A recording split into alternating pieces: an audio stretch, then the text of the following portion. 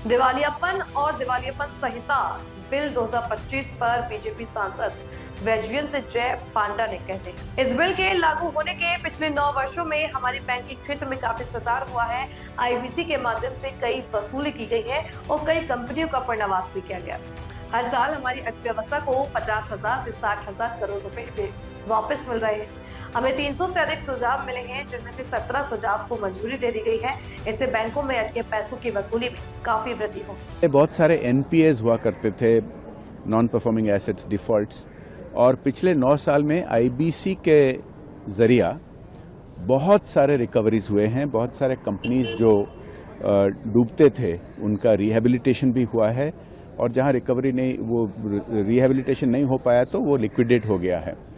इसके तहत हर साल हमारे अर्थव्यवस्था को 50,000 से 60,000 करोड़ वापस आ रहा है जो फंसे हुआ था।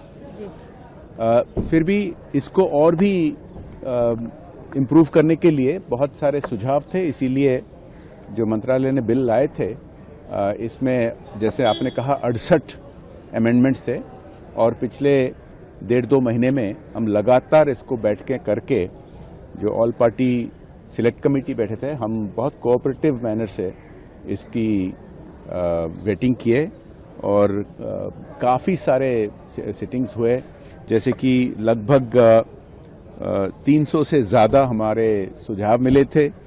उसमें से 17 एक्सेप्ट हुए हैं, 45 पार्शियली एक्सेप्ट हुए हैं।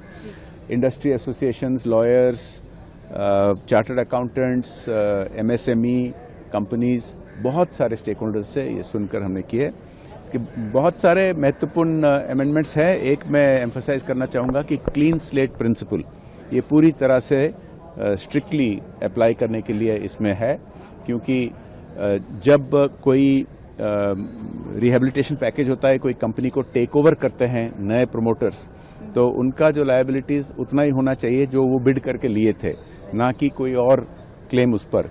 इसमें थोड़ा क्लैरिटी था, लेकिन थोड़ा बहुत सारे अलग किस्म के क्लेम्स आते थे, ये स्पष्ट हो गया है।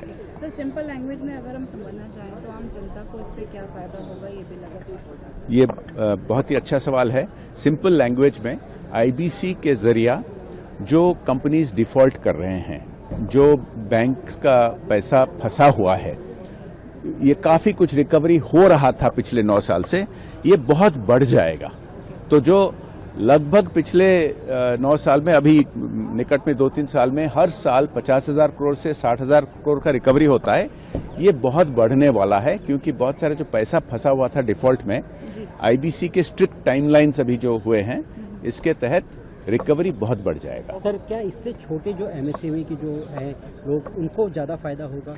एमएसएमईज के लिए जो थे इनमें आईबीसी में जो नियम थे, उसको भी और सरलीकरण किया गया है।